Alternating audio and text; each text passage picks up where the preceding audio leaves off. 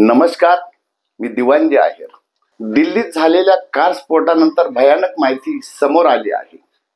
प्रथम दिल्लीतील त्या स्फोटात मृत्युमुखी पडलेल्या नागरिकांना भावपूर्ण श्रद्धांजली अर्पण करत आहे.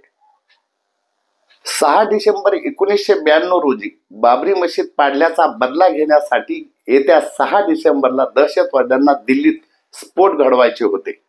दिल्लीतील 10 नोव्हेंबरला दहशतवाद्यांनी केलेल्या कारच्या स्फोटात 13 जणांचा मृत्यू झाला, तर 25हून अधिक लोक जखमी झाले होते. दिल्लीत सायंकाळी 10 नोव्हेंबरला स्फोट झाला. हा स्फोट एवढा भयानक होता की त्याची तीव्रता एवढी भीषण होती की स्फोटाला 3 दिवस उलटून गेल्यानंतरही स्फोटामुळे छिन्न विच्छिन्न झालेले मृतदेह शरीराचे भाग इकडे तिकडे विखुरलेले दिसत होते. लाल किल्ल्यापासून 500 मीटर अंतरावर असलेल्या बाजारपेठेतील एका गेटच्या छतावर तुटलेला हात आढळला. दरम्यान या प्रकरणात नवी माहिती समोर येत आहे की दहशतवाद्यांना 6 डिसेंबर 2025 6 स्फोट घडवायचे होते.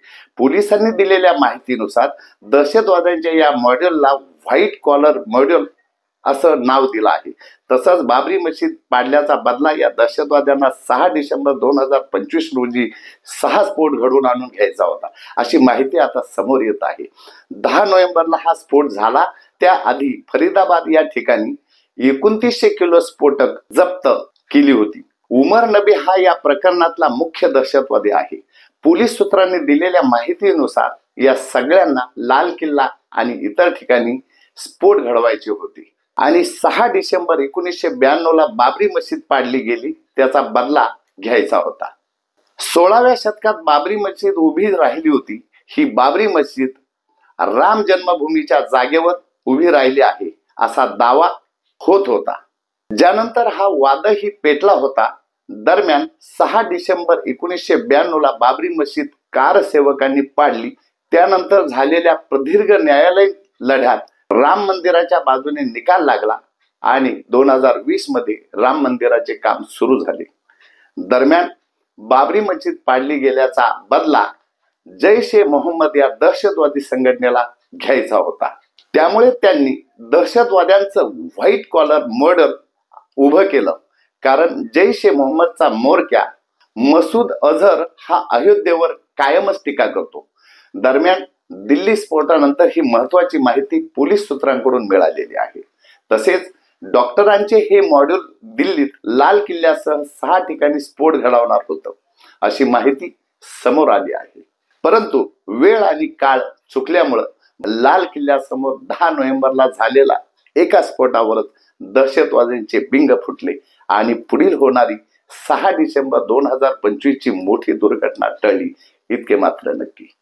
परंतु वारंवार अशा घटना होतात. यास जबाबदार कोण?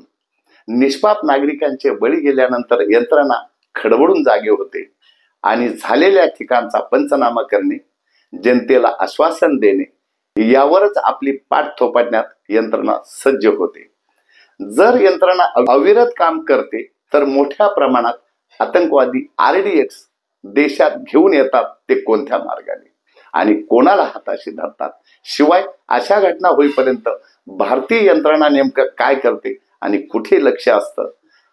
अशा अनेक प्रश्नांनी नागरिकांच्या मनात कहर केलेला असतो.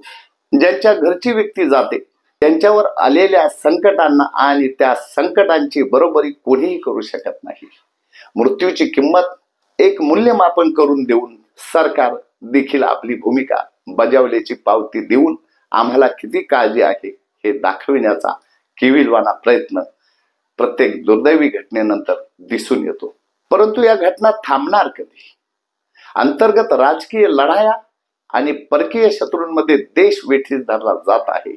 या सर्व यंत्रणांवर स्वच्छ कारभार होणे गरजेचे आहे. परंतु केव्हा याचे उत्तर मिळेल सध्या स्थितीत सांगणे कठीण आहे. आज मात्र इतकेच. स्वतःची काळजी घ्या आणि स्वतः बरोबर जागरूक नागरिक म्हणून देशाची काळजी घ्या. धन्यवाद. जय हिंद.